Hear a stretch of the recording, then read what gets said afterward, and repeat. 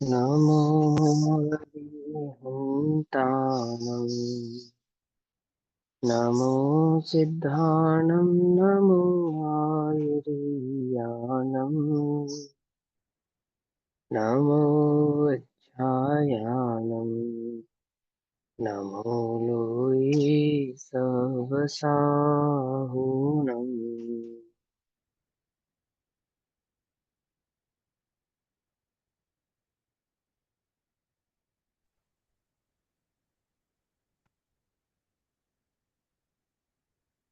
नमः समेसाराय स्वानुभूत्या चिकासते चित्स्वभावाय भावाय सर्वभावान्तरच्छिदे।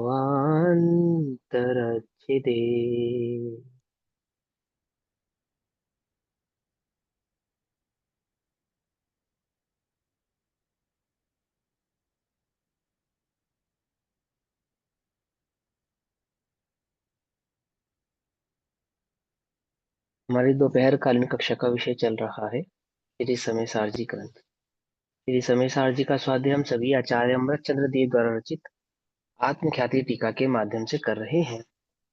आत्मख्याति टीका समयसार परिशिष्ट पेज नंबर 616।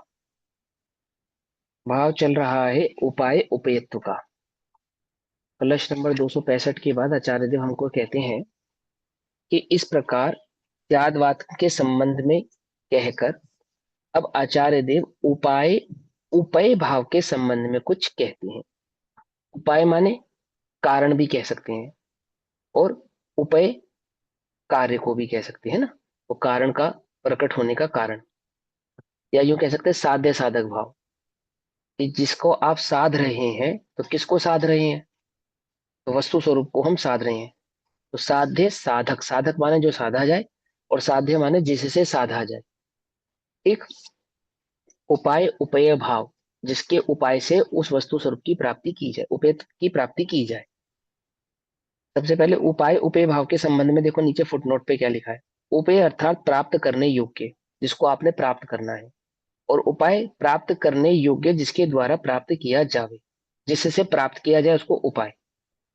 जैसे आपने सुना कि बहुरूपणी विद्या सिद्ध की रावण ने, पढ़ा पद्म पुराण में, कैसे की, तो मंत्र द्वारा, मंत्र के उपाय द्वारा और बहुरूपणी विद्या को सिद्ध किया, उपयत। ऐसे ही रत्नत्रय के द्वारा और वस्तु स्वरूप को अजन्य सिद्ध भगवान सिद्धत्व अवस्था को प्राप्त किया। तो रत्नत्रय हो गया उसका मार्ग, जिसको हमने कहा उपाय, और सिद्ध अवस्था हो गई उपय अर्थात जिसकी हुई प्राप्ति। तो उपाय उपय भाव समझ में आ गया। उपाय माने जैसे कहते हैं उपाय करो, उपाय करो मतलब कि पुरुष कोई कार्य करो, कोई पुरुषार्थ करो, उपाय करो, प्राप्ति करने के लिए उपाय करो।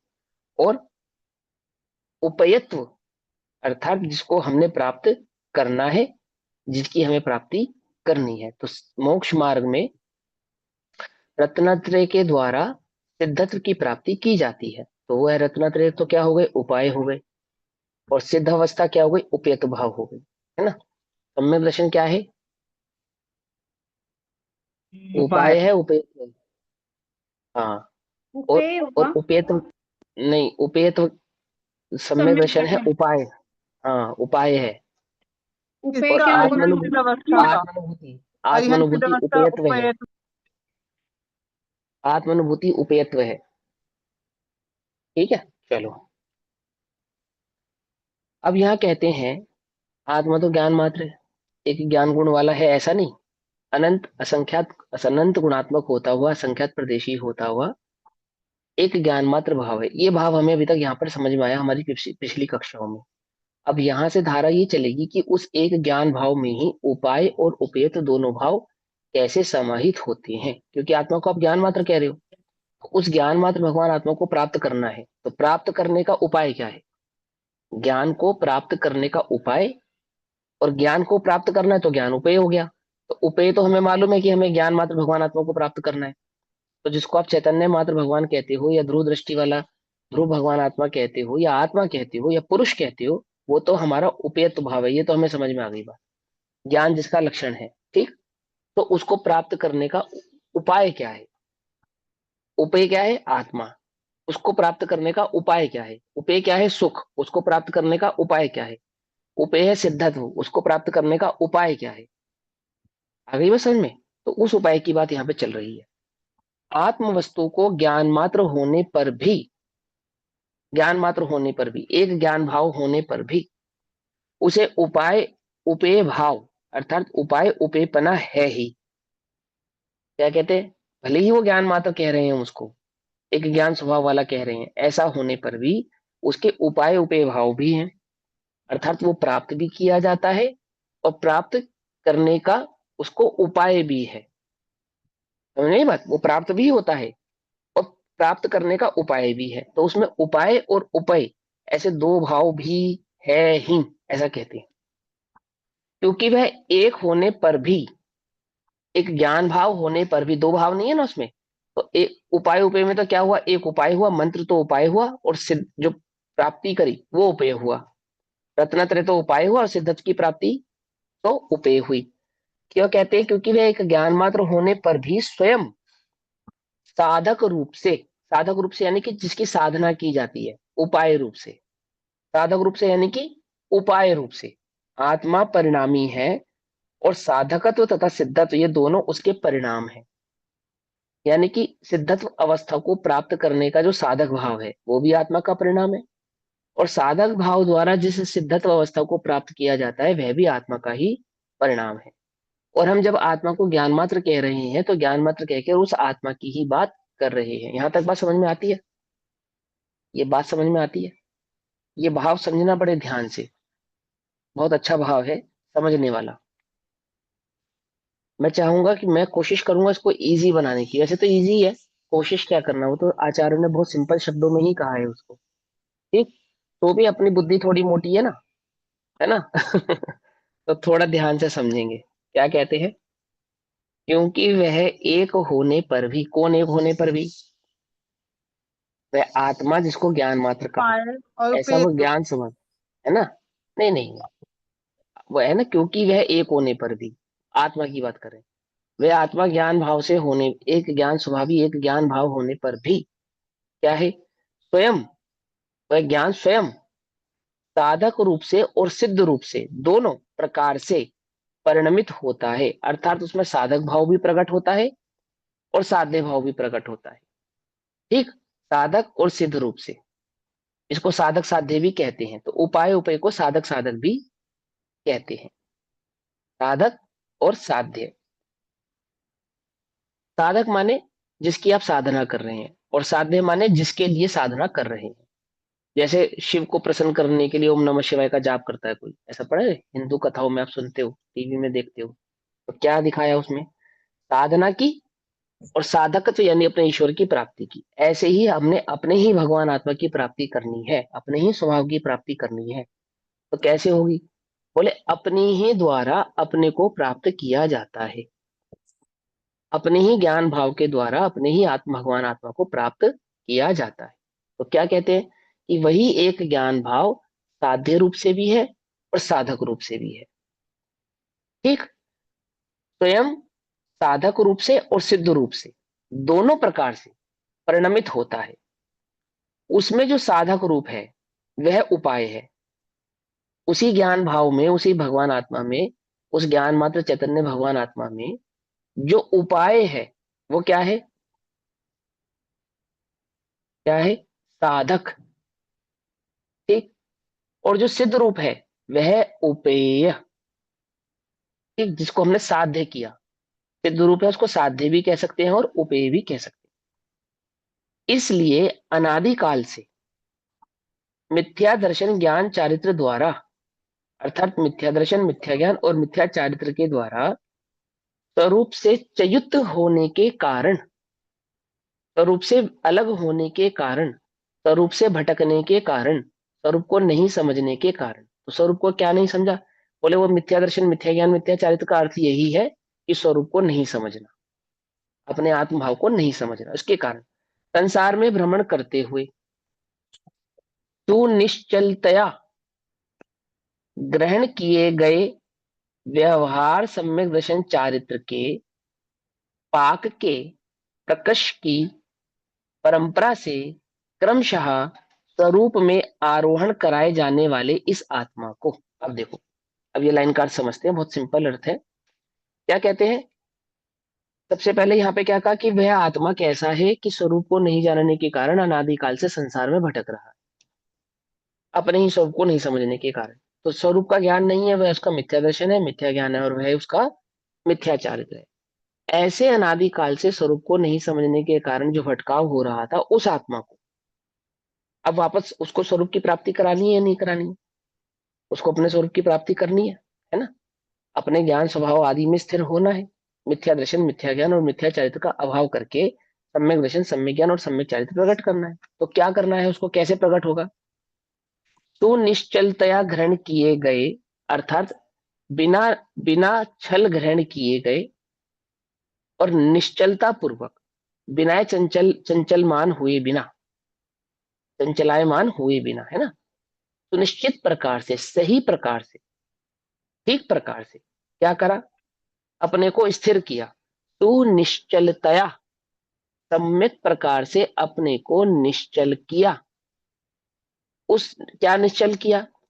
क्या ग्रहण ग्रहण किए गए, ग्रहण किए गए अर्थात समझे गए, जाने गए, उनको साधन रूप से प्रकट किया गया। क्या था वो साधन रूप से प्रकट किया गया, ग्रहण किया गया? व्यवहार सम्यक दर्शन चारित्र के पाक से।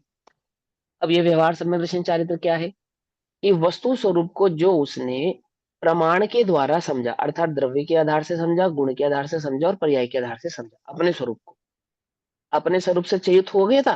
तो अपने स्वरूप से चयुत होने के कारण क्या हो रहा था?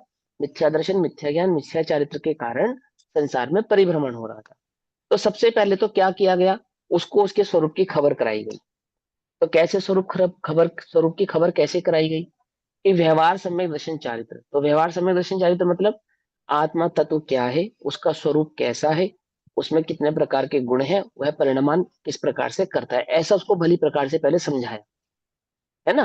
तो उसको देव शास्त्र गुरु के माध्यम से और रत्नत्रय के स्वरूप को, दर्शन ज्ञान चारित्र को द्रव्य गुण पर्याय के आधार से समझाया। तो उसने ग्रहण किया, वस्तु स्वरूप को उसने ग्रहण किया। ओहो, मेरा स्वरूप कैसा है? मैं तो समझ रहा था मैं शरीर हूँ, तो मैं शरीर से भिन्न एक आत्मा हूँ। और वो आत्मा कैसा है? तो उस आत्मा के स्वरूप को अनंत गुणात्मक और एक ज्ञान मात्र भाव होने वाला, है ना, ऐसे स्यादवाद से उसने वस्तु स्वरूप को निर्णय किया ज्ञान में अपने। तो निश्चलता पूर्वक, सही प्रकार से उस व्यवहार सम्यक दर्शन को ग्रहण किया। फिर क्या हुआ? सम्यक दर्शन ज्ञान चारित्र के पाक के प्रकृष्ट की परंपरा से, क्योंकि वस्तु स्वरूप कैसे समझ में आएगा उसको? कल रात की कक्षा में भी समझाया था ना, जब बाबूजी ने बात बताई थी, क्या समझाया था?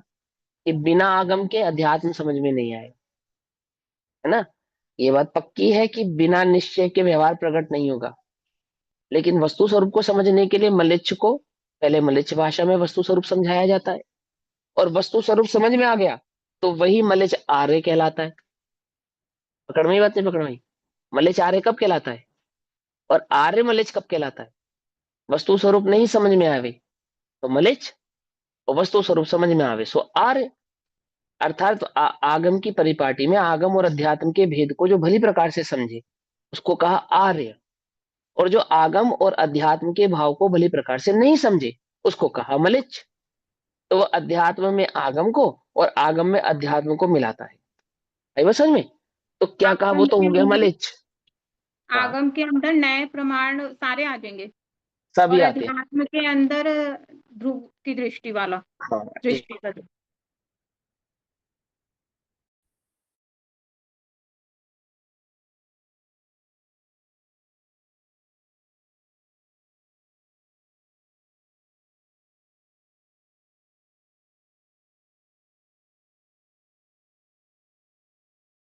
इधर वो हो गया था, बोलो क्वेश्चन क्या आगम था? के अंदर आगम के अंदर नए प्रमाण सब आ जाएगा, और अध्यात्म के अंदर मात्र ध्रुव की दृष्टि, ऐसे मतलब देखो आगम और अध्यात्म को देखो सुनो कैसे सुनो, घटित करा।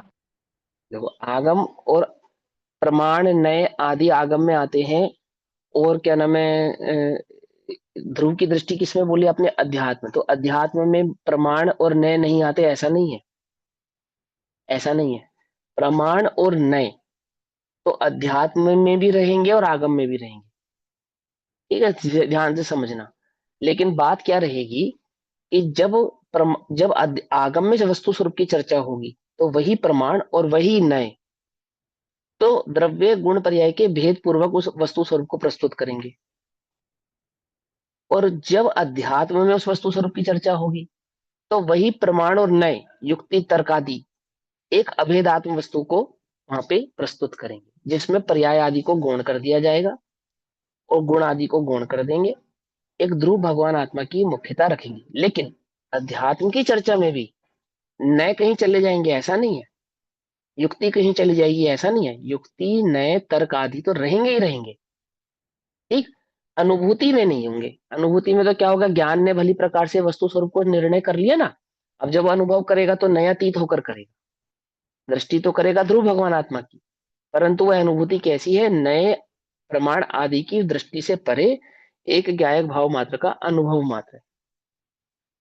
गर्भित बात है ये। तो यहाँ क्या कहते हैं, देखो यहाँ पे कैसे घटित किया, उन्होंने कहा कि सुनिश्चलतया ग्रहण किए गए व्यवहार सम्यक दर्शन चारित्र के पाक के जैसे किसी भोजन को बनाया जाता है ना, पकाया जाता है, तो ऐसे ही पाक के मतलब पगे हुए, जैसे जलेबी चाशनी में पकती है, ऐसे ही व्यवहार सम्यक दर्शन ज्ञान चारित्र के भाव को जिसने भली प्रकार से समझा है, द्रव्य गुण पर्याय के स्वभाव को भली प्रकार से समझा है, ग्रहण किया है ना। प्रकृष्ट की परंपरा से क्रमशः क्रमशः परंपरा से क्रमशः, ये बात ध्यान से समझो। प्रकृष्ट की परंपरा से क्रमशः, किसके प्रकृष्ट की परंपरा है इसमें, व्यवहार सम्यक दर्शन के पाक की, अर्थात वस्तु स्वरूप को पहले भेद करके समझाया, है ना। किसी को ऐसा भ्रम हो जाए कि मुझे भेद को समझने की क्या आवश्यकता है, मैं तो सीधा भेद अभेद वस्तु स्वरूप को समझूंगा, तो बोले ऐसा नहीं होगा। एक परंपरा है, उसका एक क्रम है। अनादि मिथ्या दृष्टि को, जिसको वस्तु स्वरूप की खबर नहीं है, समझ नहीं है, पहचान नहीं है, ऐसे जीव को वस्तु स्वरूप समझेगा ना वो, तो उसका एक क्रम है। क्या क्रम है कि वो भेद पूर्वक ही अभेद वस्तु स्वरूप को भली प्रकार से समझ सकता है, समझे। आगम के द्वारा ही अध्यात्म भाव को समझ सकता है। समझ में आई? मलेच्छ भाषा को जानकर ही आर्य पुरुष हो सकता है। कुछ बात समझ में आती है नहीं आती है? कोई कहे हमें तो इसकी आवश्यकता ही नहीं है, मैं तो सीधा बस मैं भगवान आत्मा हूँ, ज्ञाता हूँ, जैसे देह से भिन्न, कैसा, तिल तुष मात्र भिन्नम, बस, और कुछ आवश्यकता ही नहीं है, आपको नहीं आवश्यकता। अब स्वरूप का तो आपको खबर ही नहीं है। देह से भिन्न आत्मा है, ये बात तो पक्की है, परंतु वह आत्मा कैसा है, जिसको तुम देह से भिन्न जान रहे हो, देख रहे हो, जिसका तुम्हें देह से भिन्न अनुभव करना है, उसका रूप स्वरूप तो बताओ कैसा है। वो बतलाओ कि ज्ञाता है, ज्ञाता है, ज्ञाता कैसा है। अब ज्ञाता में ज्ञान और ज्ञेय का भाव है या नहीं है, तो ज्ञान और ज्ञेय भाव को भली प्रकार से समझना पड़ेगा ना, ज्ञाता किसको कहना और ज्ञेय किसको कहना। क्योंकि ज्ञाता कभी ज्ञेयों से अलग नहीं होता, ज्ञान कभी ज्ञेयों से अलग नहीं होता। और वहां ज्ञान भाव को समझना है तो ज्ञेय भाव को भी भली प्रकार से समझना होगा। नहीं तो क्या भ्रम खड़ा होता है, ज्ञेयों के अभाव में ज्ञान की सिद्धि मानता है, अथवा ज्ञान के अभाव में ही ज्ञेयों का अभाव मानता है। ऐसा करता है या नहीं करता है ना, कि मुझे कुछ जानने में नहीं आएगा तो आत्मा जानने में आएगा, ऐसा है ना। तो वो सियादवाद के 14 कलशों में इस स्वरूप को भली प्रकार से हमने समझा। तो आचार्य देखो क्या कहते हैं कि व्यवहार सम्यक दर्शन चारित्र के पाक के प्रकृष की प्रकृष माने सही प्रकार से, उत्तम प्रकार से, भली प्रकार से, परंपरा से, उसके ठीक प्रकार की जो परंपरा है ना, परंपरा, परंपरा से क्रमशः क्रमशः स्वरूप में आरोहण कराए जाने वाले इस आत्मा को, स्वरूप में आरोहण, आरोहण माने बिठाए जाने वाले इस आत्मा को, समझाए जाने वाले इस आत्मा को, स्वरूप का अनुभव कराए जाने वाले इस आत्मा को कौन सा क्रम बताया, व्यवहार सम्यक दर्शन के क्रम पूर्वक। और क्या है ये, परंपरा है, परंपरा से, है ना। अंतर्मग्न, अब इसी व्यवहार सम्यक दर्शन के अंतर्मग्न, अंतर भीतर, जो निश्चय सम्यक दर्शन ज्ञान चारित्र रूप भेद है, क्या, उस भेद स्वरूप भगवान आत्मा का जो स्वरूप हमने भेद करके समझाया है ना, द्रव्य गुण पर्याय आदि का, उस द्रव्य गुण पर्याय भगवान आत्मा का स्वरूप समझाते हैं ना भेद करके, ऐसे व्यवहार के अंदर निश्चय का जो भेद गर्भित है, पकड़ नहीं बात, हाँ, ये बात पक्की है कि निश्चय प्रकट हुए बिना व्यवहार नहीं होगा, परंतु निश्चय तक पहुंचने के भाव क्या समझा रहे हो कि वो स्वरूप को भली प्रकार से पहले समझे, ठीक प्रकार से समझे। सही प्रकार से यदि वो स्वरूप समझेगा तो उसके भीतर अंतर्मगन वो निश्चय सम्यक दर्शन, यानी ज्ञान की उसी धारा में जो ज्ञान निर्णय कर रहा है ना आत्मा के संदर्भ में साधक, उसी में साध्य भाव छुपा हुआ है ना। तेरा पुरुषार्थ तो एकमात्र तत्व अभ्यास करना है। तो तत्व अभ्यास के भीतर क्या पड़ा हुआ है? सम्यक दर्शन पड़ा हुआ है, आत्मानुभूति पड़ी हुई है, कर्ण लब्धि पड़ी हुई है। कुछ बात समझ में नहीं आई? तत्व अभ्यास के भीतर ही क्या है? कर्ण लब्धि है। तत्व अभ्यास के भीतर ही अंतर्मग्न ही क्या है? सम्यक दर्शन है, आत्मानुभूति है। वो जो तत्व अभ्यास है उसको यहाँ पे व्यवहार सम्यक दर्शन का, और उसके अंतर्मग्न, पकड़ में ही बात, अंतर्मग्न जो निश्चय सम्यक दर्शन चारित्र रूप भेद है, भेद है मतलब माने उसके भीतर जो निश्चय सम्यक दर्शन का स्वरूप पड़ा हुआ है, ऐसा उनके साथ तद्रूपता के द्वारा। किसके साथ तद्रूपता के द्वारा? वो जो व्यवहार सम्यक दर्शन में वस्तु स्वरूप का निर्णय कर रहा है ना, उस निर्णय के अंदर जो निश्चय सम्यक दर्शन का भाव पड़ा है, उस निश्चय सम्यक दर्शन के साथ तद्रूप होकर, उस रूप होकर, है ना, ध्रुव की दृष्टि कर रहा है ना वो, तो ध्रुव के स्वरूप को कैसे समझेगा? द्रव्य गुण पर्याय के स्वरूप को जानकर ही ध्रुव के स्वरूप को समझेगा, और फिर उस ध्रुव के स्वरूप में अपने परिणामों को निमग्न करेगा। देखो आपको ये बात समझाता हूँ ध्यान से, बहुत सिंपल है। आप लोगों ने पढ़ तो लिया ही होगा, रहस्यपूर्ण चिट्ठी पढ़ी या नहीं पढ़ी? है ना, पढ़ी है ना। अब उस रहस्यपूर्ण चिट्ठी में पंडित टोडरमल जी ने से पूछा कि वो आत्मानुभूति का उपाय बतलाओ, तो क्या उपाय बतला रहे हैं वो वहां पे? क्या उपाय बतला रहे बताओ? परिणामों को निमग्न करता है। कहाँ निमग्न करता है? कैसे निमग्न करता है? याद है या नहीं याद है? याद है, भूल गए? निकालो, फटाफट निकालो, 1 मिनट लगेगी, तेजी से निकालो फटाफट। ये भाव तुमको समझ में आ जाएगा तो परिशिष्ट का ये अधिकार जो है सफल हो जाएगा। मैं भी निकाल,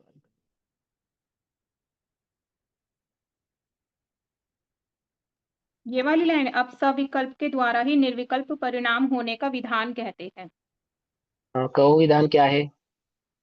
वही सम्यक भी कदाचित स्वरूप ध्यान करने को उद्यमी होता है। वहां हाँ, प्रथम अभी भेद अभी आराम आराम से, आराम आराम से, ऐसा ना, आपकी पढ़ने की स्पीड और मेरी सुनने की स्पीड में अंतर है। एक एक लाइन पढ़ो, एक एक लाइन पढ़ के रुकते जाना, मैं बताता जाऊंगा, ठीक है? तो अब वो उद्यमी हुआ। कौन उद्यमी हुआ? स्वरूप का ध्यान करने के लिए उद्यमी हुआ। तो स्वरूप का ध्यान उद्यमी, जब स्वरूप का ध्यान करने के लिए उद्यमी हुआ है, उसको स्वरूप की खबर है या नहीं है? किसका ध्यान कर रहा है? तो पहले तो स्वरूप भली प्रकार से समझा उसने, ठीक ठीक प्रकार से। तो स्वरूप का जो समझना है उसको तो कहते हैं व्यवहार सम्यक दर्शन, अथवा अर्थात व्यवहार रत्नत्रय। ठीक है? जिस आत्मा का तुम ध्यान करने बैठे हो, उस आत्मा के ध्यान से पूर्व उसके रूप स्वरूप के बारे में तुम्हें कुछ मालूम है या नहीं मालूम है ना? मालूम क्योंकि तुम्हें ध्यान के समय अगर मान के चलो प्रकाश आया ध्यान में, तो उस प्रकाश को आत्मा मानोगे कि नहीं मानेंगे? स्वाद आया तो उसे आत्मा मानोगे कि नहीं मानेंगे? शब्द आया तो क्या उसे आत्मा मानोगे कि नहीं मानेंगे? रस आया तो क्या उसे आत्मा मानोगे कि नहीं मानेंगे? हल्का भारी कुछ महसूस हुआ, क्या उसे आत्मा मानोगे कि नहीं मानेंगे? तो क्या मानोगे? कि कुछ जानने में आएगा या नहीं आएगा? कि हाँ आएगा। तो क्या जानने में आएगा? कि जानना ही जानने में आएगा। और चैतन्य भाव से एक जानन भाव रूप ही जानने में आएगा। आई बात समझ में या नहीं समझ में? तो चैतन्य भाव के लक्षण को भली प्रकार से पहले तुमने पहचाना, ठीक ठीक प्रकार से। अब क्या किया उसने? अब वो स्वरूप का ध्यान करने के लिए उत्सुक हुआ। तो देखो, ये उत्सुकता पैदा होती है या आपो आप आती है? बोलो। अपने उत्सुकता। आप या वस्तु हाँ, स्वरूप अपने आप आती है, अपने आप आते हैं। पर यहाँ पे अपने सम्यक्त भी आप आती लिखा है। है। पर यहाँ पे तो हैं? पहले स्वरूप का ध्यान करने से पहले ही उसे सम्यक्त भी लिखा हुआ है, तो वो कैसे? हाँ हाँ, ऐसे कहेंगे, ऐसे कहेंगे उसको। सम्यक मिथ्या, मिथ्या दृष्टि को सम्यक सन्मुख होने के लिए। वो तो सम्यक ही कह रहे कि वो आत्म अनुभूति को प्रकट करने के लिए उसकी अपेक्षा से उसको पहले कह दिया। चलो आगे पढ़ो। वहां प्रथम भेद विज्ञान स्व और पर का करे। हाँ आगे। नौकर्म द्रव्य कर्म भाव कर्म रहित, केवल हाँ चैतन्य चमत्कार मात्र अपना स्वरूप जाने। हाँ, अपना स्वरूप पश्चात जाने। तो द्रव्य कर्म, पश्चात भाव कर्म, नो कर्मों से रहित अपने चैतन्य स्वरूप को भली प्रकार से पहचाने कि मेरा स्वरूप कैसा है ना। वहां चैतन्य भाव को अपने को अपना स्वरूप पहचाना उसने, फिर आगे क्या किया। पश्चात पर का भी विचार छूट जाए, केवल स्वात्म विचार ही रहता है। हाँ, अब विचार रहता है, पर कभी विचार नहीं करता। ध्यान से समझो। आपको कई बार बताया ना, भेद विज्ञान में क्या नहीं होता, पर का विचार नहीं होता। स्वभाव का ही मात्र विचार होता है। और स्वभाव का विचार क्या होता है।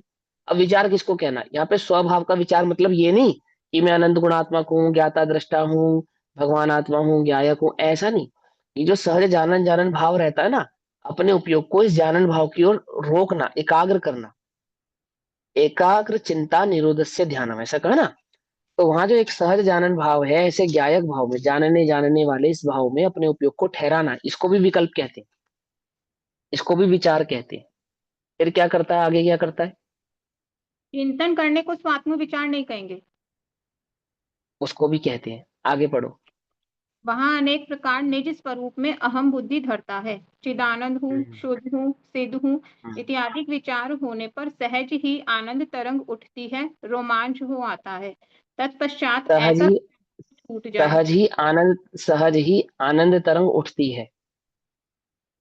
सहज ही आनंद तरंग उठती है और रोमांच हो जाता है। तो कैसा रोमांच होता है, रोंगटे खड़े हो जाते होंगे। समझे या नहीं समझे। सहज ही आनंद तरंग का उठना, यानी कि वहां उपयोग में स्थिरता हो गई, उसको कहा आनंद तरंग उठती है। ठीक।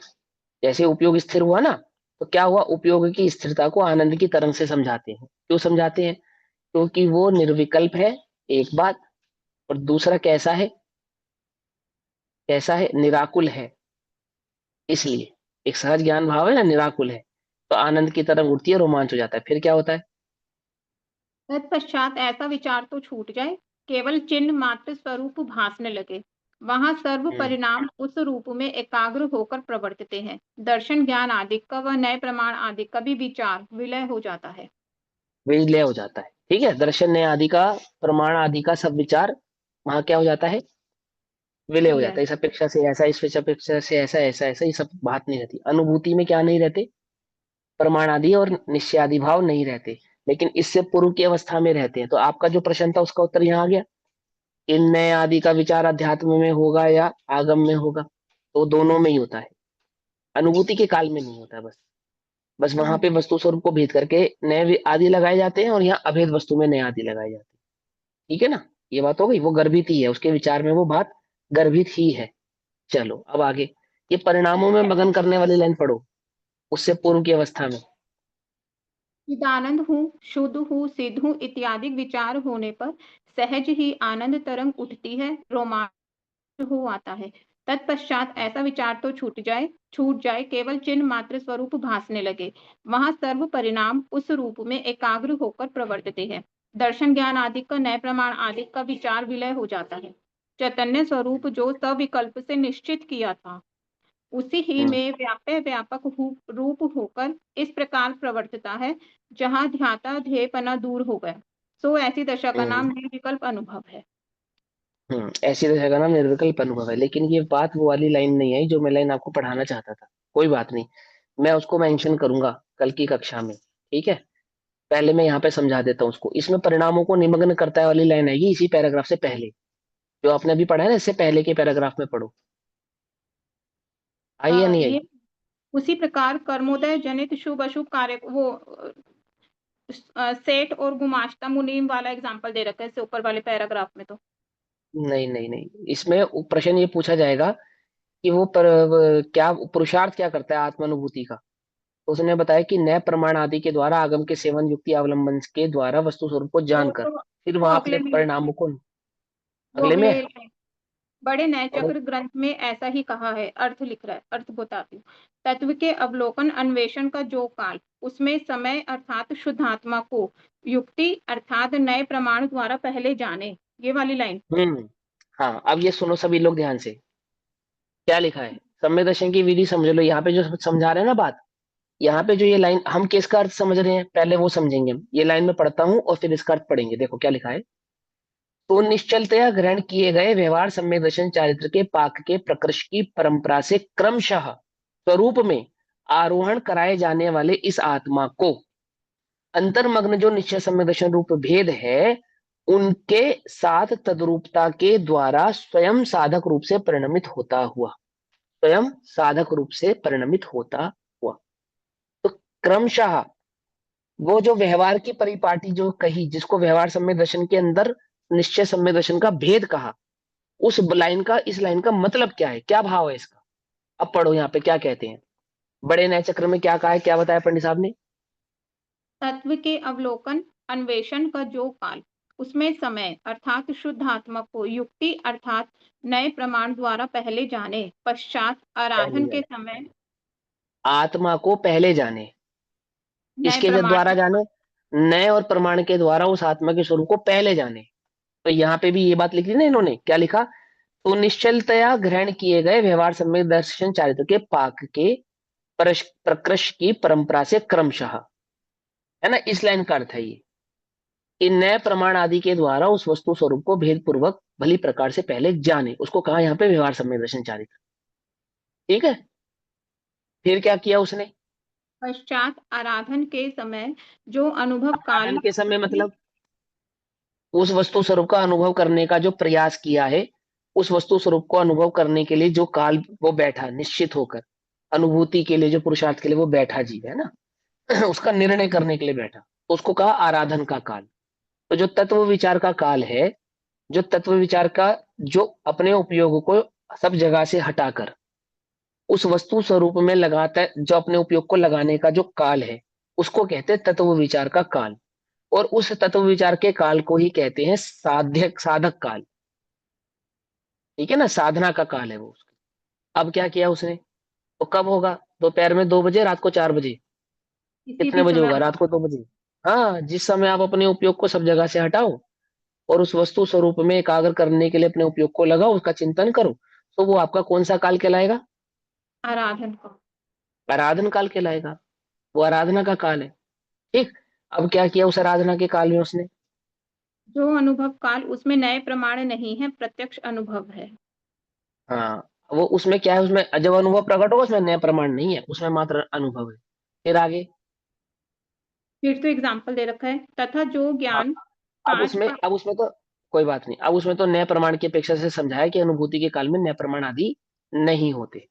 ये इसका उदाहरण दिया, ये उन्होंने जो एग्जाम्पल दिया है ना यहाँ पे, जो प्रमाण दिया है नए चक्र आदि का, वो इस बात के लिए प्रमाण किया कि अनुभव के काल में क्या नहीं होता, नए प्रमाण आदि का ज्ञान, नए प्रमाण आदि विलय हो जाते हैं और एक अनुभूति होती है, वो प्रत्यक्ष अनुभूति होती है। ये मतलब समझे।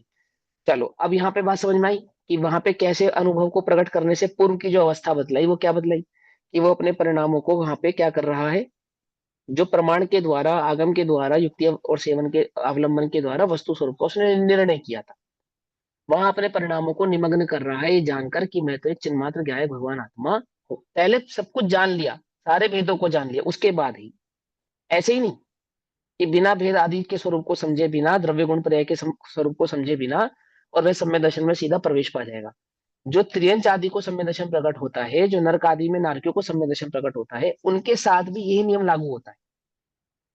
तो उनको वो वहां पे भेद आदि का ज्ञान कैसे होता है, कि जब 5 लब्धियां होती है ना, उसमें जो 6 उपशम लब्धि होती है, वो 6 उपशम लब्धि में क्या होता है कि पूर्व में वस्तु स्वरूप के विषय में जो चिंतन किया था, विचार किया था, उसके स्वरूप को सुना था, पढ़ा था, वो याद किया हुआ स्वरूप को समझा हुआ अपने उपयोग को वहां लगाया गया, जो वस्तु स्वरूप का, वस्तु का स्वरूप था द्रव्य गुण पर्याय का, वो उस काल में उसके ज्ञान का विषय बनता है। पहले सम्यक दर्शन से पूर्व द्रव्य गुण पर्याय का स्वरूप ज्ञान का विषय प्रत्येक जीव का बनता ही बनता है, चाहे वह त्रियंश हो तो भी, चाहे वह नारकी हो तो भी। अब हम तो क्या समझते हैं कि हम पुरुषार्थ कर रहे हैं, इतना पढ़ रहे हैं, इतना समझ रहे हैं, और हमें तो सम्यक दर्शन हो रही ना, और त्रियंश को तो बिना पढ़े सम्यक दर्शन हो जाता है। तो बिना पढ़े नहीं होता है, बिना पढ़े नहीं होता है। हाँ, उस वक्त नहीं पढ़ा होता है, ये बात पक्की है। लेकिन जो पूर्व में उसने पुरुषार्थ किया होता है ना, वो क्षोभम लब्धि और करण लब्धि प्रकट होने से पूर्व की जो 4 लब्धियां होती हैं, उनमें जो परिणामों में विशुद्धता आती है, तो परिणामों की विशुद्धता किसको कहते हैं।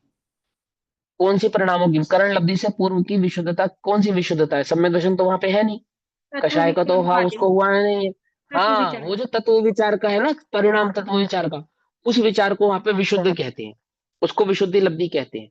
अब पढ़ लेना, विशुद्धि लब्धि का स्वरूप पढ़ लेना तो बात समझ में आ जाएगी। समझ एक में आई बात? पॉइंट, क्योंकि जैसे क्योंकि हम स, किसी, क्योंकि सम्य दर्शन प्रकट हुए बिना तो विशुद्धि कैसे माने हम? विशुद्धि तो सम्य दर्शन के साथ ही प्रकट होगी, होगी या नहीं होगी?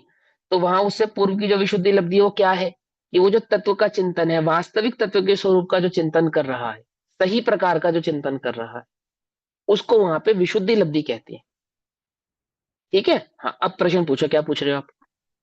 जैसे मतलब हम, द्रव्य गुण पर्याय का सही स्वरूप समझ में आता है उसको विशुद्धि लब्धि में। हाँ, बिल्कुल बिल्कुल, मैंने वस्तु स्वरूप का जो वास्तविक सही प्रकार का जो चिंतन है, चाहे उसको आप द्रव्य गुण पर्याय का चिंतन कहो, क्योंकि वो द्रव्य गुण पर्याय के चिंतन को भली प्रकार से पहचानेगा ना, उसके बाद ही वो ध्रुव की ओर बढ़ेगा।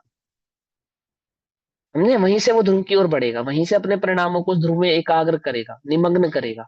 वहीं उसको चिन्ह मात्र, चैतन्य मात्र, भगवान आत्मा, उसका निर्णय करने का बल जागृत होगा।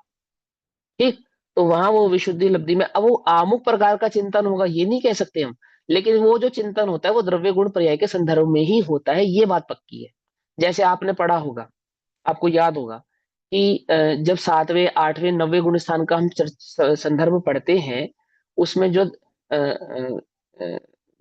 आर्त रौद्र धर्म और शुक्ल शुक्ल ध्यान की जो चर्चा करते हैं, तो शुक्ल ध्यान में द्रव्य का विचार, गुण का विचार और पर्याय का विचार, तो किसी एक द्रव्य का विचार होना, गुण का होना या पर्याय का होना, ऐसा ऐसा स्वरूप पढ़ते नहीं पढ़ते? तो किसका, कौन सी पर्याय का विचार हो रहा है वहां पे, कौन से गुण का विचार हो रहा है? कि कोई पर्याय या गुण का विचार नहीं है, वहां तो आत्मानुभूति में आत्मा का ही अनुभव हो रहा है। लेकिन वहां मन में उपस्थित जो ये भाव है, वो कौन सा है? वो द्रव्य गुण पर्याय के संदर्भ में ही कोई एक विचार है जो उपस्थित है वहां पर। उस विचार को वे स्वयं नहीं जानते, परंतु वह उपस्थित है। क्यों उपस्थित है? जैसे एग्जाम्पल के तौर पे, बहुत मोटा एग्जाम्पल मैं आपको समझा रहा हूँ, बहुत ज्यादा परिणामों को निमग्न करके किसी बात में अगर हम सोते हैं, तो जब हम सुबह उठते हैं ना, तो सबसे पहला विकल्प हमें कौन सा आता है?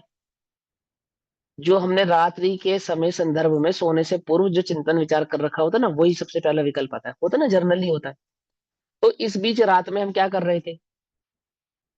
कि वो चाहे उपयोग कहीं पे भी था, परंतु भीतर में सब अनकॉन्शियस माइंड जिसको कहते हैं, वहां पे वो विचार, वो थॉट पड़ा हुआ था, जो जागृत अवस्था में तुरंत हमारे ज्ञान का विषय बनता है।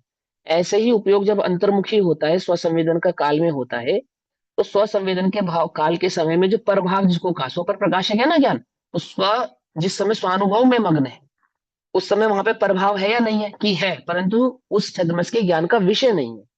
तो कौन सा प्रभाव है? कि जिसका उस अनुभव से पूर्व चिंतन हो रहा था, वो प्रभाव वहां पे उपस्थित रहता है। पकड़ में ही बात? नहीं अनकॉन्शियस पकड़ में? माइंड है, वो अनकॉन्शियस अनकॉन्शियस तो, मिथ्या अनकॉन्शियस दृष्टि तो, से होएगा। अनकॉन्शियस तो संसार की भाषा में कहते हैं। अच्छा, ठीक है, हमारे यहाँ पे उसको धारणा कहते हैं, लब्धि। समझे? और आगम की भाषा में एक ही समय पे होने वाले ज्ञान के स्वपर प्रकाशक भाव को समझाते हैं ना, तब वहां उस भाव को समझाएंगे कि जब एक समय की ज्ञान की परे स्वपर प्रकाशक भाव वाली है, तो छद्मस का ज्ञान तो स्व प्रकाशक मात्र है ना, पर प्रकाशक नहीं है ना। ऐसा नहीं होता, पर प्रकाशक तो वहां पे भी है। हाँ, उसके उसके ज्ञान की सामर्थ्य नहीं है कि वो स्व और पर दोनों को एक काल में एक साथ जाने, ये अलग बात है। ठीक है, देखो सुनो, जिस आपकी आंख के पीछे कोई वस्तु है, अभी है या नहीं है? है, वो कहीं चली थोड़ी गई। केवल ज्ञान में तो भले वो सर्वांग सब वस्तुओं को जानेगा। ऐसे ही ज्ञान की पर्याय स्वपर प्रकाशक है, तो कब है? कि केवल ज्ञान प्रकट होने के बाद स्वपर प्रकाशक है, या सदाकाल स्वपर प्रकाशक है? वो तो सदाकाल स्वपर प्रकाशक है। लेकिन छद्मस की योग्यता कैसी है? कि जिस समय उपयोग पराणमुख होता है, तो तब भी मौजूद है, परंतु उसके ज्ञान का विषय नहीं है। और जिस समय उपयोग स्वसन्मुख होता है, पर तब भी मौजूद होता है, ज्ञान की वो पर्याय पर प्रकाशक तब भी होती है, लेकिन वह उसके ज्ञान का विषय नहीं होती। विषय नहीं होती अर्थात उपयोग की अपेक्षा से विषय नहीं होती। अबुद्धि पूर्वक पकड़ में कैसे आया? भैया उसको? अबुद्धिपूर्वक कह सकते हैं, अबुद्धिपूर्वक कह सकते हैं, लेकिन अबुद्धिपूर्वक इसलिए नहीं कह रहा मैं उसको बात को, क्योंकि बुद्धि तो है ना, वहां लगी हुई है ना, उपयोग में तो रूप में लगी हुई है ना, लेकिन वो ज्ञान का ही पर प्रकाशक भाव है। तो वो ज्ञान का जो पर प्रकाशक भाव है, उसको दर्शाता है कर्णन योग। कि वो ये उस काल में यानी शुक्ल ध्यान के काल में 7वें 8वें 9वें 10वें आदि गुण स्थानों में कौन सा विचार था। तो विचार कैसे हो सकता है, वो तो निर्विकल्प अनुभव है, स्वसंवेदन। परंतु विकल्प है वहां, कहीं गया नहीं है। तो कौन सा है कि वो द्रव्य गुण पर्याय के संदर्भ में कोई एक है। क्यों है, वही क्यों है, क्योंकि अनुभव में प्रवेश करने से पूर्व वो द्रव्य गुण पर्याय का ही चिंतन कर रहा था। तो वो बुद्धिपूर्वक हो रहा था ना, जो हाँ वो द्रव्य गुण बुद्धिपूर्वक होता है। परिवर्तन, वो हाँ वो बुद्धिपूर्वक, जो बुद्धिपूर्वक होता है चिंतन वो वो। बुद्धिपूर्वक करेगा, उसी का विचार उसको उसके बाद रहेगा, आत्मानुभव के हाँ बाद बिल्कुल रहेगा। रहेगा। आत्मानुभव के बाद नहीं, आत्मानुभूति के काल में। आत्मानुभूति के काल में जो पर प्रकाशक भाव है उसको वहां पे शुक्ल ध्यान की अवस्था में समझाया कि शुक्ल ध्यान के समय किसी एक द्रव्य का विचार अथवा किसी एक गुण का विचार अथवा आमुख किसी पर्याय का विचार जो कह रहे हैं ना, तो किस अपेक्षा से कह रहे हैं कि जिसका वो चिंतन कर रहा था, जिस जब अनुभव में प्रवेश करने से पूर्व जिसका चिंतन कर रहा था, अनुभव में प्रवेश करने के पश्चात जिस समय वो अनुभव में है, अब किसका चिंतन कर रहा है। कि चिंतन तो किसी का नहीं कर रहा अनुभव, क्योंकि वहां तो निर्विकल्प स्व संवेदन हो रहा है, ज्ञायक ही उसका अनुभव का विषय बना हुआ है, एक आत्मा ही विषय बना हुआ है। लेकिन वो पर प्रकाशक भाव वहां पे मौजूद है, जो जो भले ही उसके ज्ञान का विषय नहीं है परंतु केवल के ज्ञान का विषय तो है ना। तो केवल ज्ञान की अपेक्षा से समझाया कि वहां पे द्रव्य गुण अथवा पर्याय में से किसी एक का ही विचार या चिंतन वहां पे रहेगा। तो ये जो युक्ति निकाली कि द्रव्य गुण पर्याय का ही क्यों रहेगा, अन्य क्यों नहीं होगा, क्योंकि प्रवेश करने से पूर्व जिसका विचार कर रहा था वही वहां रहेगा, अन्य कोई नहीं रहेगा। और अनुभूति से बाहर आने के बाद तो द्रव्य गुण पर्याय का विचार होता है क्या, तो असंवेदन का जो विकल्प होता है ना, सुख, पहला विकल्प उसका होता है, उसके बाद द्रव्य गुण पर्याय का होता है। कुछ बात समझ में आई या नहीं। अब वो उदयिक भाव है, उसको उदयिक भाव कहते हैं। ये थोड़ा सा सूक्ष्म है, आप लोग कंफ्यूज मत हो, बहुत सिंपल सिंपल बात को समझो। क्या कहते हैं कि एक परंपरा है सम्य दर्शन को प्रकट करने की, निश्चय सम्य दर्शन को प्रकट करने की एक परंपरा है। क्या परंपरा है कि पहले भेद सम्य दर्शन प्रकट होता है, इसको व्यवहार सम्य दर्शन कहते हैं। क्या है वो व्यवहार सम्य दर्शन, अर्थात वस्तु स्वरूप का जो भेद पूर्वक निर्णय किया जा रहा है, वहां द्रव्य गुण पर्याय के स्वरूप को जानकर समझकर अपने परिणामों को जो ध्रुव स्वभाव में निमग्न किया जा रहा है, लगाया जा रहा है, उसको वहां पे व्यवहार सम्य दर्शन कहा। उसकी परंपरा से क्रमशः देखो, इसकी बात चल रही है, किसकी बात चल रही है, जो स्वभाव से च्युत है उसकी बात चल रही है, नहीं चल रही है। कहा नहीं कहा, क्या कहा,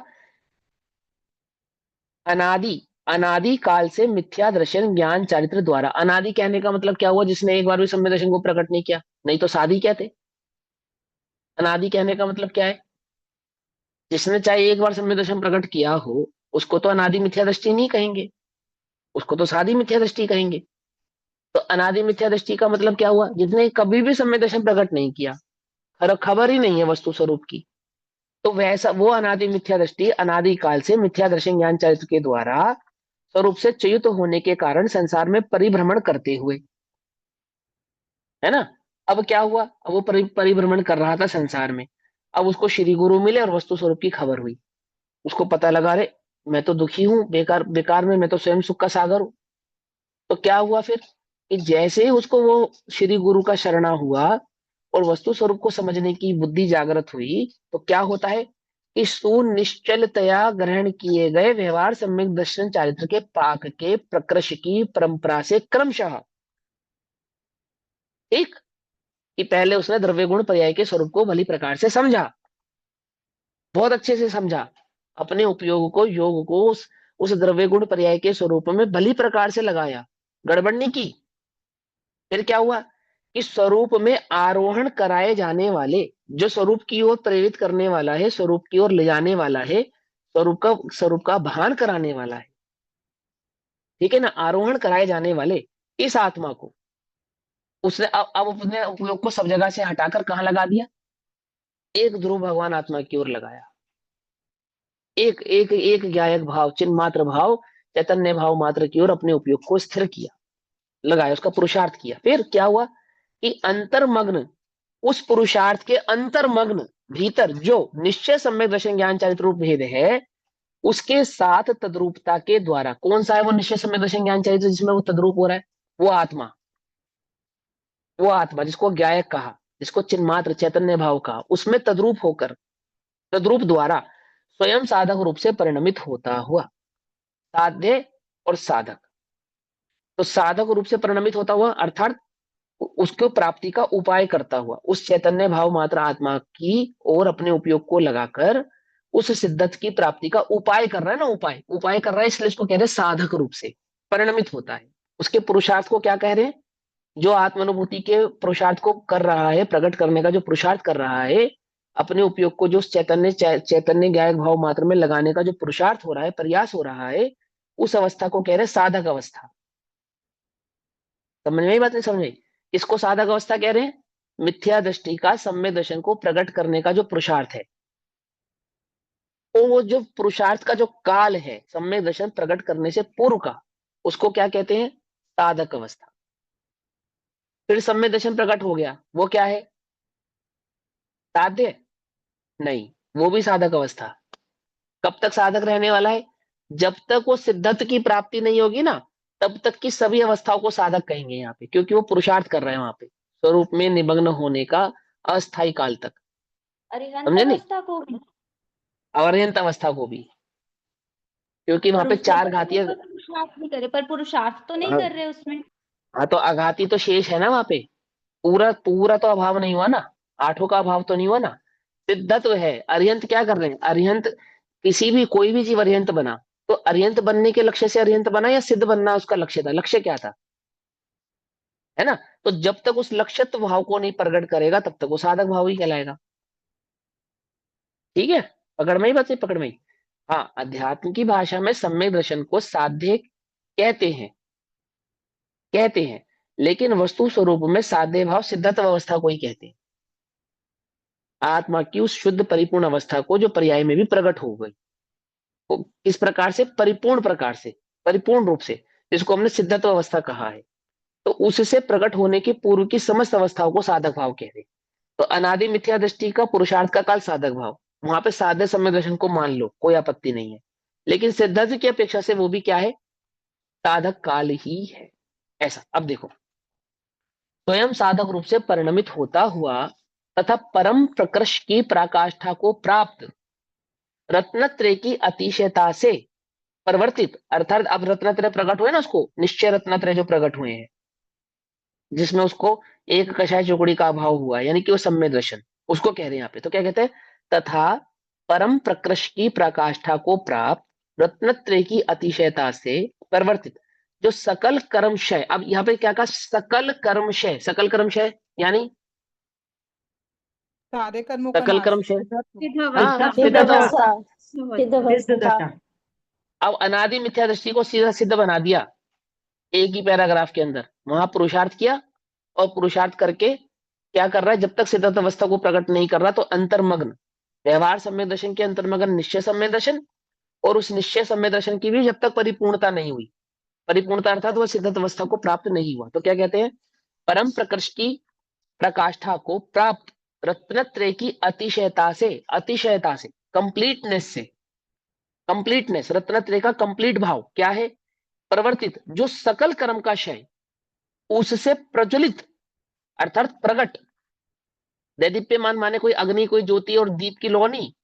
क्या मतलब है इसका? प्रज्वलित का अर्थ प्रकट, उपस्थित, प्रामाणिक उपस्थित, काल्पनिक नहीं, प्रामाणिक उपस्थित, क्षय करके उसे प्रज्वलित दैदीप्यमान हुए, जो अस्खलित अर्थात अब जो कभी संसार में भरे परिभ्रमण करेगा नहीं, भटकेगा नहीं, अस्खलित, जो अनंत काल तक के लिए क्या हो गया? एक रूप स्वरूप में स्थित हो गया, अस्खलित, स्खलन नहीं है वहां पे, अस्खलित, विमल, स्वभाव भावत्व द्वारा अपने ही स्वभाव के भाव को, अपने ही स्वभाव के भाव के पने के कारण, ठीक है ना, स्वभाव भावत्व पने के कारण द्वारा स्वयं सिद्ध रूप से परिणमता, ऐसा एक ही ज्ञान मात्र भाव उपाय उपेय भाव को सिद्ध करता है। क्या कहा? एक ज्ञान भाव उस ज्ञान भाव में स्थित होने का जो प्रयास करता है। कैसे प्रयास करता है? कि ज्ञान भाव मात्र भगवान आत्मा को ज्ञान भाव के द्वारा ही उसके दर्शन ज्ञान चारित्र पर्याय आदि अवस्थाओं को जानता हुआ, दर्शन गुण पर्याय आदि को समझता हुआ, द्रव्य गुण पर्याय भाव को समझता हुआ, और फिर अपने परिणामों को उसी ज्ञान भाव में निमग्न करता है। और निमग्न कब तक करता है, कैसे करता है, कि जब तक आठों कर्मों का, समस्त कर्मों का क्षय नहीं हो जाता और अनंत काल तक के लिए उसी स्वरूप में स्थित नहीं होता, किसी स्वरूप में उसी ज्ञान भाव में स्थित नहीं हो जाता, ऐसे वह अपने उपाय उपेत भाव को प्रकट करता है, उपेय भाव को सिद्ध करता है। अब देखो भावार्थ, बात समझ में आई? कोई कंफ्यूज तो नहीं हुआ इसके अंदर? कितना सरल है, कोई मुश्किल नहीं है। हाँ, थोड़ी सी भाषा होती है व्याकरण की, तो उसको हम इजी कर लेंगे, कोई बात नहीं। देखो, अब देखो भावार्थ, इतनी बात जो हमें समझ में आई ना, उसको अभी ये भावार्थ में बतलाएंगे। हमारी जो त्रुटि होगी उसको सुधार करेंगे, है ना? अगर हमने गलत समझा होगा तो क्या कहते हैं, देखो, यह आत्मा, यह आत्मा जो मेरे बराबर में बैठी है? इसकी बात कर रहे हैं हम, है? यह आत्मा अनादि काल से मिथ्या दर्शन ज्ञान चारित्र के कारण संसार में भ्रमण करता है। क्यों करता हूं मैं संसार में भ्रमण? मिथ्या दर्शन ज्ञान चरित्र के कारण संसार में भ्रमण करता हूं।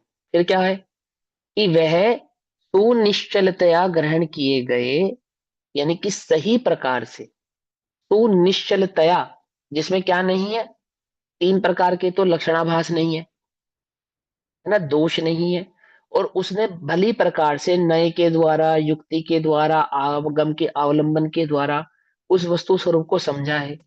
कोई कल्पना नहीं की है, कोई अपनी दृढ़ अकल नहीं लगाई है ना, यहाँ का वहां का कुछ जोड़ तोड़ नहीं किया है। जैसा आचार्य देव ने वस्तु स्वरूप समझाया वैसा ही उसने वहां पर समझा है, कोई हटाग्रह नहीं, कोई पूर्व का अपने चित्त में बैठा हुआ किसी प्रकार का कोई भाव नहीं। जैसा वो वस्तु स्वरूप आपने हमें समझाया वो हमने समझा। ठीक है ना? तो सु, सु यानी कि सम्यक, निश्चलतया ग्रहण किए गए, व्यवहार सम्यक दर्शन चारित्र की वृद्धि की परंपरा से। अब व्यवहार सम्यक दर्शन चारित्र की वृद्धि की परंपरा से मतलब कि वो बड़ा, क्या बड़ा, कि वो अपने परिणामों को द्रव्य गुण पर्याय के स्वरूप में निमग्न करना, बार बार बार बार उसका चिंतन करना, अपने उपयोग को सब जगह से हटाकर बार बार वस्तु स्वरूप का विचार करना, उसको कहते हैं वृद्धि, है ना? अंतरंग परिणामों में जो विशुद्धि आदि का प्रकट होना है, ये सब वृद्धि भाव कहलाते हैं। ठीक है, ये सब गुण वृद्धि के ही स्थानों भेद का हैं। बढ़ना आ जाएगा, गुण स्थानों का बढ़ना। नहीं, अभी गुण स्थान नहीं बढ़ेंगे, अभी कहाँ से बढ़ेंगे? वृद्धि ले रहे हो ना जैसे तू। हाँ, अभी बता रहे हैं, अभी दोनों बातें समझाएंगे।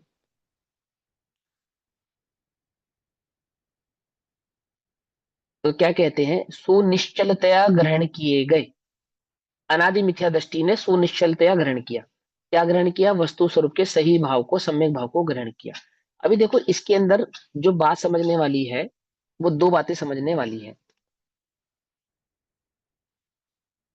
व्यवहार सम्यक दर्शन और निश्चय सम्यक दर्शन, दो प्रकार के नहीं होते। मैंने सम्यक दर्शन ज्ञान चारित्र व्यवहार कहा और सम्यक दर्शन ज्ञान चारित्र निश्चय कहा, तो दो नहीं होते, एक ही होता है। लेकिन उसके साथ प्रवृत्ति करने वाले भाव को व्यवहार कहते हैं। ठीक है ना? अब देखो, अब इस भाव के अंदर अगर आप ठीक ठीक प्रकार से समझ पाओ तो मैं आपको ये बताऊं कि चौथे गुण स्थान से लेकर और जब तक सिद्ध अवस्था प्रकट नहीं हो रही है तब तक को तो व्यवहार कह रहे हैं। ठीक है? और जो सिद्ध अवस्था है उस एकमात्र अवस्था को निश्चय कह रहे हैं। आई बात समझ में? नहीं समझ में आई? है ना? लेकिन फिर भी समझने के लिए कि जो आप वस्तु स्वरूप का सुनिश्चलता यानी कि सही प्रकार से निर्णय आदि कर रहे हैं, सही प्रकार से उसको फिलहाल व्यवहार समझो, और वस्तु स्वरूप की जो प्राप्ति हुई उसको यहाँ पे निश्चय समझो, ताकि आप कंफ्यूज ना हो।